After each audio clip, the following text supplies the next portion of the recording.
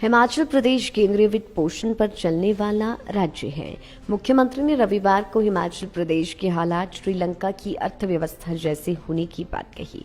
इसके बाद से विपक्ष हमलावर नजर आ रहा है।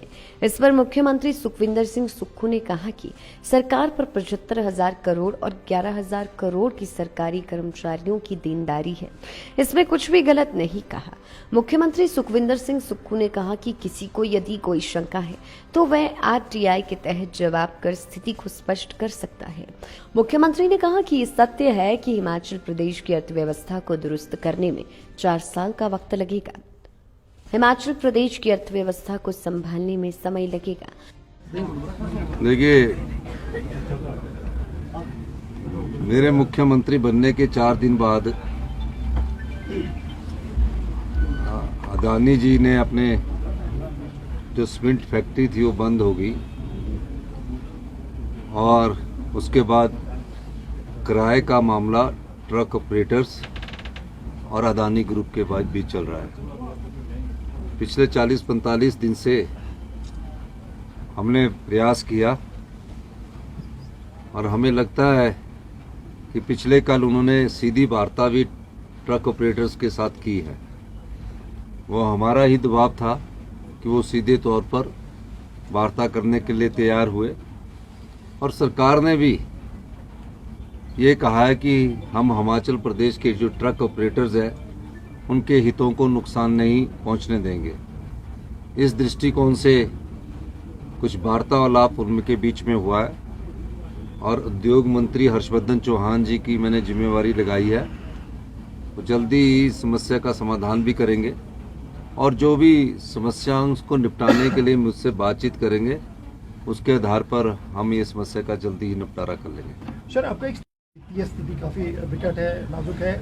श्रीलंका जैसे हालत यहाँ भी होते हैं, इसको लेके ऑपोजिशन ने भी रिवोल्ट किया है। उन्होंने कहा है कि मुख्यमंत्री कह रहे हैं कि 4 साल तक कुछ मांगना नहीं है। जो सेंट्रल मिनिस्टर अनुराग ठाकुर, उन्होंने कहा है कि 5 साल में तो ऐसे भी चुनाव हो जाते हैं। How you take this? नहीं, मैंने ये नहीं कहा कि 4 साल तक कुछ मांगना नहीं। मैंने कहा कि इस अर्थव्यवस्था को ठीक करने में 4 साल लग जाएंगे, ठीक करने में। और इसमें कौन सी गलत बात कही है? आंकड़े हैं।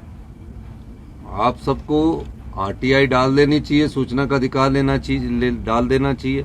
75,000 करोड़ रुपए का कर्ज जो हिमाचल सरकार पर चढ़ा है, 11,000 करोड़ रुपए का कर्ज जो प्रदेश के कर्मचारी अधिकारियों का हमने देनदारियां देनी है, जिसमें 5,500 करोड़ रुपया पेंशन भोगियों का 6th पे कमीशन का एरियर है, 4,500 करोड़ का जो कर्मचारी अधिकारी 6th पे कमीशन में आया उनका एरियर है, 992 करोड़ रुपया डीए का एरियर है।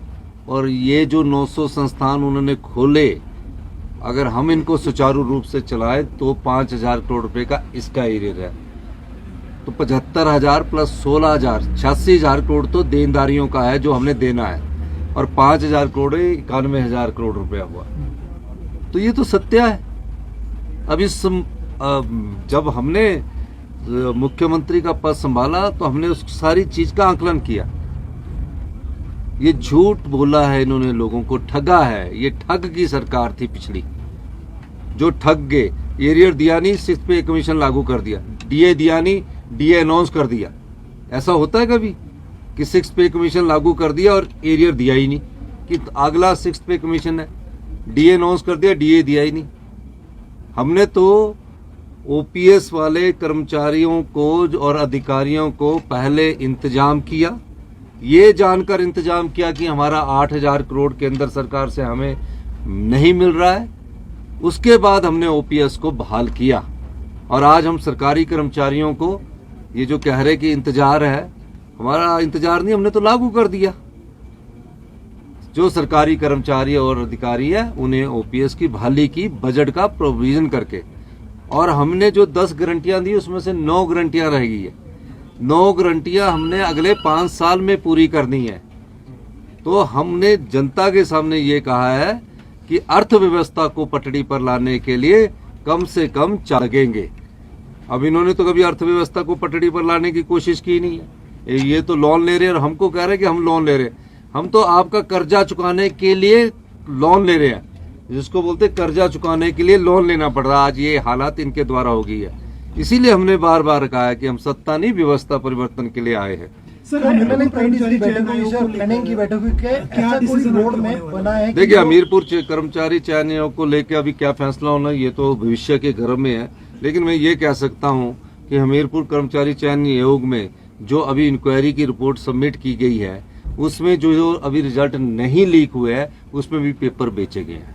तो इस दृष्टिकोण से बड़ा गंभीर मामला है कि हमारी संस्थाएं, जो युवा वर्ग जहां से नौकरी चाहता था, गरीब माँ बाप का बेटा जो ये सोचता था कि मुझे एक दिन सरकारी रोजगार मिलेगा, उसमें उसको सरकारी रोजगार मिलने की बजाय वो फॉर्म भरता है, टेस्ट में पढ़ता है, जब उसे पता लगता है कि पेपर पहले ही बिक गया है, धोखा हुआ है। तो इस प्रकार के गंभीर समस्या से निपटने के लिए हमारी सरकार प्रयासरत है और मैंने अपने युवा साथियों को कहा है कि आने वाले समय में हम एक पारदर्शी फार्मूला लेकर आएंगे। सर, अर्थव्यवस्था को लेकर धन्यवाद। एक और सवाल। लाइव टाइम्स टीवी के लिए शिमला से विक्रांत बथन की रिपोर्ट। इस बार 26 जनवरी होगी कुछ खास। आपकी मनपसंद ऑल्टो के साथ गोयल मोटर्स लेकर आई है 26 जनवरी special offer. Alto 100% on road finance के साथ अभी नहीं तो कभी नहीं। उच्चतम माइलेज व न्यूनतम मेंटेनेंस खर्च। अभी खरीदने के लाभ 2022 के मॉडल पर उच्चतम ऑफर्स। आपकी पुरानी कार का सबसे बेहतरीन दाम। कीमतें बढ़ने से पहले खरीद पर भारी बचत का लाभ। तो अभी कॉल कीजिए टोल फ्री नंबर 1800 180 8072 पर।